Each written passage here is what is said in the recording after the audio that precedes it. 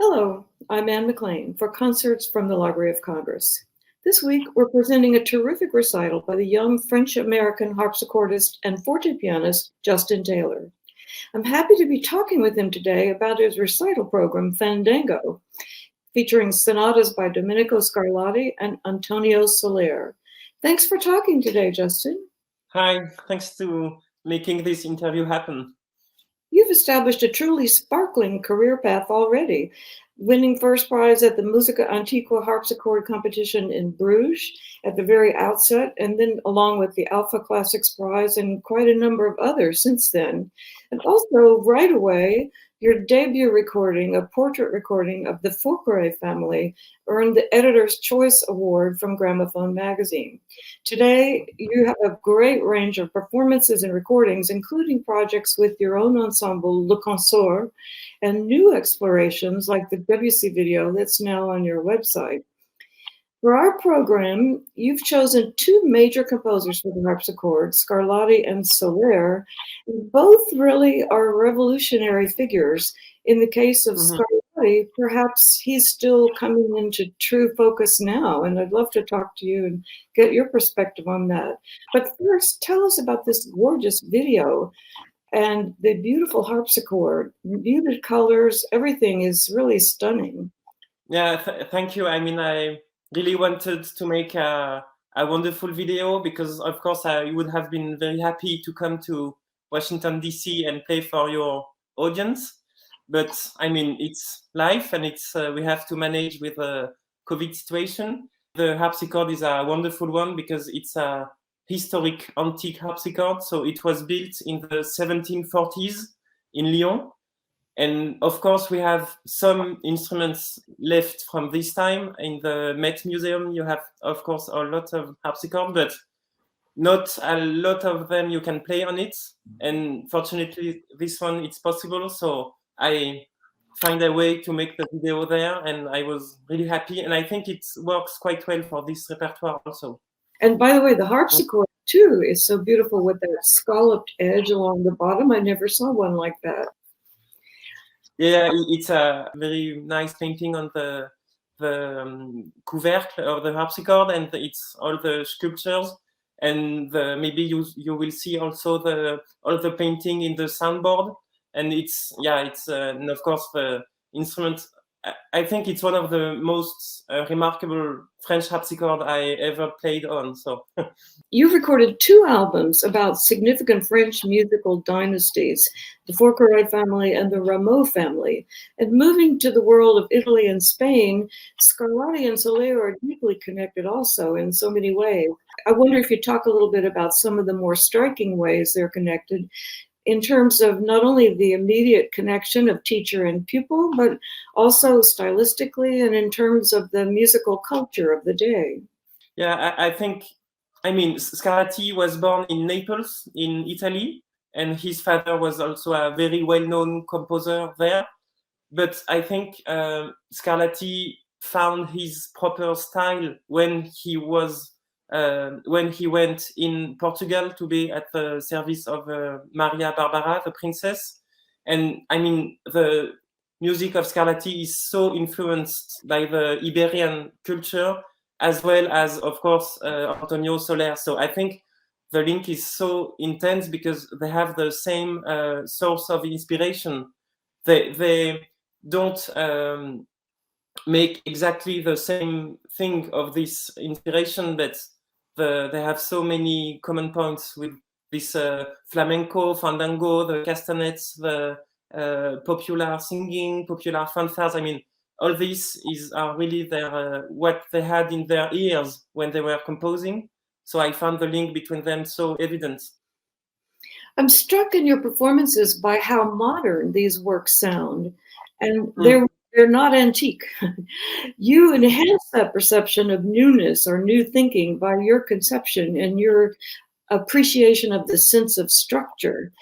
In the first Soler sonata, at one point there's a sequence of legato thirds, and then suddenly an unexpected motivic development style. You hear very short cells or mini phrases that seem to be from a musical era. And there's sort of bird calls and gestures, comments. You have a marvelous way of exploring these seemingly meandering or wandering little cells. Talk about this and how you work on the sonatas to bring these out. Yeah, maybe one thing that Scarlatti brought from Italy is the love for operatic writing, and as you just told, all this, it's like tiny scenes of bird singing, one character, another character, they are speaking to each other. Sometimes they are saying quite the same thing, and sometimes not at all. So I think this dimension of tiny scenes, like some little pictures of some bits of Iberian folklore, is for Scarlatti and Soler very important in the structure of the pieces. In French music, you were speaking about Forqueray and Rameau. The main goal is to hear the resonance of the harpsichord and to make the harpsichord sound so deep and with a lot of deepness and richness. And Scarlatti has some of these aspects, but he also wanted the harpsichord to sound like castanets, like percussion, like a trumpet, like a bird. So I think all those, you were speaking about trills, some octaves, some huge jumps from one side to the other of the keyboard, is in this way to, I mean, the harpsichord of Scarlatti is a bit like an orchestra. I mean, you have to hear different instruments in it. So yes, I think all those characteristic of writing is to make the harpsichord not sound like a harpsichord or not like a common harpsichord. Interesting. Do we know anything about their performances, Scarlatti and Soler? Have you read things about their history? Yeah. On actually, Soler's life is not that documented, but Scarlatti much more. And we know that he met Handel in a musical competition. Scarlatti won at the harpsichord because he was so virtuosic and with one idea each second and always moving and making crazy things. So yeah, I think Scarlatti was some very special personality, very eccentric, open to others, and with also a lot of humor. I mean, there is this dimension always present in the stress. So yeah, I mean, virtuosic, but also he was also able to move people. I mean, the slow sonatas are so moving and intense, and a bit like a love declaration. So yeah, someone very complete. He must have been a remarkable performer and also loved to perform himself. Why otherwise write 555 sonatas? I've always wondered about that. A couple of questions about the housekeeping or the technical end of things, and I was thinking people who are not so familiar with the harpsichord will be looking at your beautiful video and noticing that the upper register, the keys are moving in tandem with what you're doing. So can you explain a little bit about that? It happens in several pieces. There is 3 main ways you can make sound the harpsichord. There is the lower keyboard, which each touch pinches one string. The upper keyboard, it's another string, so it's totally different. And often you can play both together. Actually, it's just a little gesture. You can push a bit the upper keyboard, and the lower keyboard, like it grabs the key of the upper, so both are playing together. And so actually both 2 strings are plucked when you push on one note. So it changes a bit the sound and brings some richness. And you can also, it's not very noticeable on the video, but sometimes I just push a little button on the right side of the keyboard, and it's to add another string plucked. So you can make 1, 2, or 3 string plucked at the same time.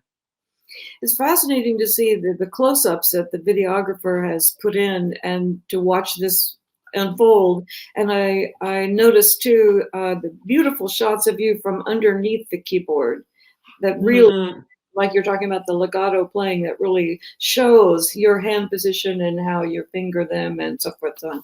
I think it's one of the good things of video filming and not be able to play in concert is that the audience can just came so close to the musician and see a bit. In French, you know, we say dans la cuisine. It's a bit like if you were in the kitchen seeing the cook cooking. So it's a bit the same thing with a musician. You can came so close and really see how he moves the hand, and so we tried to make some close-ups to that the audience could just came so close to me. It's very, very successful and charming. And you have a sense too of the pacing. One, watching your video, one has a sense of your pacing of the concert, because you have to really, it's very athletic. You have to warm up before you come to the moment of the fandango. Of course, you have to be a sportsman. But moments in the sonatas just before the fandango, there are moments of sort of coloratura or fioritura, traceries, delicate traceries. And these two seem to me, they were great lead-ins to the fandango in terms of flash and dash and conveying hints of the Spanish influence in the guitar gestures, as you say, and so on. Also, they're quite demanding with octaves sometimes, a lot of octaves. Of course, there's the famous hand crossing, which is so difficult. It is. Go ahead. I mean, for recordings and concerts, and I always pay very close attention to how the pieces link between. So thank you for your comment. You know, sometimes this fandango can be a kind of wall of sound. That's, you know, the rock term, wall of sound, kind of an experience for both the audience and even for the player. Yeah. And yours is very clear. Your performance is very clear. You have a great sense of pacing for the sense of the new beginnings of the ritornelle, new ideas in a different way, and so on. And this goes back to our talking about structure, your perception and your articulation of the composer's intentions. What for you are the challenges in playing this piece? Just one big piece. You have so many little interventions of operatic scenes, as we said just before. And for me, besides the technical part, but I mean, I'm taking the technical part for me. But one of the challenges is how, I mean, not to make only just one gesture, because it's a bit long and hard to understand for the audience, and not also be and not doing just miniatures, to combine both. I think it's one of the big challenges. It's very much a flamenco tour de force, and all the ornaments and repeated notes suggest so much of the guitar and the dancer and so on. And it's exciting. And then also, I think another challenge must be for the build-up. How do you continue to build it up, and then without losing anything until the very end? But I loved the fact too that you chose to have a wind down almost with the Les Barricades Mystérieuses. Tell us about this. Is of course a fascinating piece that so many people have written about, the Francois Couperin piece. Tell us about why you chose this piece, but also why our harpsichordists fascinated by it. It's all about building resonances and how the sound of the harpsichord grows, and you hear so much legato and not the tick tick tick that people seems to think about when they are thinking about harpsichord. So I think it's a really nice au revoir piece and encore piece. It works so beautifully. It's so shimmery and so interesting, the way, as you say, the resonances layer and go on. And I was thinking that this piece apparently still continues to inspire inquiry by other composers and artists, and ongoing transcriptions and imitations. Even I think there's one by Vampire Weekend now. It's like It's like La Folia, the famous ground-based piece that, Yeah, yeah, sure. through the centuries. Yeah, because all those resonance things are built so good. It's so, like, I mean, it's a divine piece. I mean, Thinking about your interest in exploring instruments of a later period, I wondered if you ever play Scarlatti and Soler on the piano. I think it works better on harpsichord actually, with the bravoure of the harpsichord and the strength.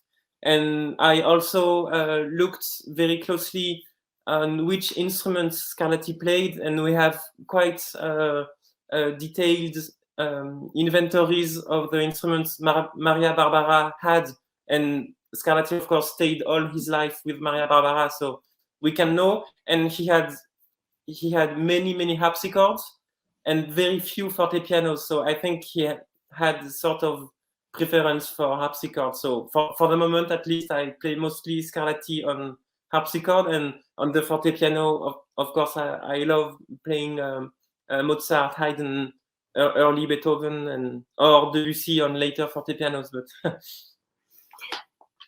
I was thinking about when you mentioned in your introduction the singing line, the Italian singing line. I thought about a comment from Chopin that I had read about he was predicting that Scarlatti would be much more widely known and appreciated in the future, which of course is true. And yeah. Pianists like Bartók and Michelangeli, who played very elegantly Scarlatti on the piano. But I was wondering, why do you think it took so long for Scarlatti's music to come into this appreciation, since people have been playing it? I mean, I feel like only now, as we were saying, people are really focusing on it so much. I think I mean, Scarlatti was a musician at the court of Maria Barbara, and actually the first sonatas were only exercises for the Princess Maria Barbara to learn harpsichord. And I think actually we don't really know, because the 31st sonatas were expressly composed as exercises for the cembalo.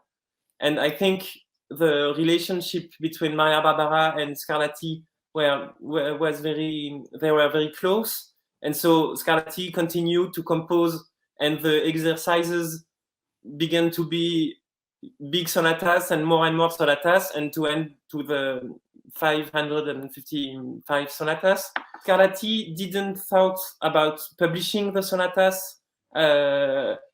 Actually, they were only staying in manuscripts, and it was not at all like the Bach works, who were published in Amsterdam, in London, in Berlin, in Leipzig, and so on. So I think in the 18th century, Scarlatti music was not very well known, and so this it just went on this way. And of course, some musicians like maybe Wanda Landowska at the very beginning of the 20th century discovered Scarlatti, and Ralph Kirkpatrick also made a huge work on Scarlatti, like with publishing again all the sonatas. But we are speaking about the 1950s, so until then Scarlatti, I think, was not very well known. So yeah, it takes a bit of time, but now it's of course a very well known composer. That's a great answer. And you reminded me that Ralph Kirkpatrick played some of these sonatas at the Library of Congress, because we have a long history of great harpsichordists, starting back with Landowska in 1928 and continuing on with so many famous ones. I'm very fascinating of these first pioneers of harpsichord, and I'm of course I read the book of Ralph Kirkpatrick on Scarlatti's life and work. Mm-hmm. And for the moment, I'm working on a big project on Wanda Landowska, and I will record the Poulenc concerto and the Falla concerto, and also I found some pieces written by Landowska. I'll send you the finding aid for our collection, her collection here, with all of the manuscripts. Mm-hmm. And all the pieces written for her, and her own. Oh yeah, it will be so nice. Yeah. Yeah, it's very, very interesting. And we have 2 of her playouts and do Okay. use them in performance too. I was interested thinking about the modern piano and our conversation a moment ago. I was interested in the Debussy video that viewers can see on your website. Are you beginning to move past the world of the forte piano into other later historic pianos? Yeah, but actually, when I was a child, I studied modern piano and harpsichord since I was 7 or 8 years old, and I continued to work on harpsichord and modern piano until the 5 years ago. Actually, I was also in the Paris Conservatory in modern piano, doing all the Chopin etude and huge repertoire. And forte piano is quite a recent exploration for me. And as I was playing modern piano and harpsichord, it seemed quite obvious that I should also play all the forte pianos and transition between these 2 instruments. So I started with the early forte piano with classical style Mozart, Haydn, and yeah, I'm going step by step, slowly through the centuries, and I think it's so wonderful to play the instruments the composers had in their hands. I mean, the playing Debussy on a era from the 1891 is wonderful, and playing Mozart on a Stein from Vienna of 1790 is also the piano he just had. So it makes a lot of sense for me. So a totally different sound world, and Evrard has 3 different sort of distinct character registers. I mean, and such a clarity compared to what we're hearing today. But it is Yeah, sure. revelatory, you know. I think that it's exciting to know what people are doing next, and of course with your ensemble, Le Consort, you're doing a whole range. First trio sonatas, and now I see you're expanding greatly. Are you thinking of larger ensembles, orchestras, or like so many wonderful artists are doing? Not really, actually. I think one of our main goals is to stay a chamber music ensemble, making on one side the trio sonata repertoire, which is huge and not so well known. I mean, each time we are looking for scores, we found bunches of composers never that no one heard about, and the music is wonderful. And also we keep this chamber music spirit with singers. So we made a Handel recording, but in a intermediate setup, and we will record next month a new album with Venetian music. But still, I mean, we don't want to become a orchestra like the Les Arts Florissants or so many Baroque orchestras. We are just trying to extend, but staying in the chamber music spirit. Thank you so much, Justin Taylor. We hope to see you at the Library of Congress. Bye-bye. Bye-bye.